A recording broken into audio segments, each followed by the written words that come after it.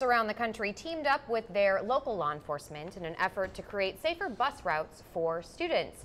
National Bus Safety Awareness Week kicked off today, and the Department of Public Safety is encouraging drivers to follow the rules of the road. Yeah, the most common cause of accidents is distracted driving. DPS says that drivers must pay attention to when a bus is coming to a full stop. Law enforcement will be making their presence known on buses and routes to educate the public on the importance of driving safely.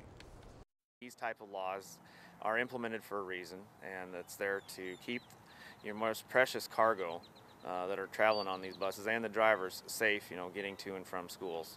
DPS says they have not seen an increase in bus accidents, but still warn drivers to pay attention to their surroundings.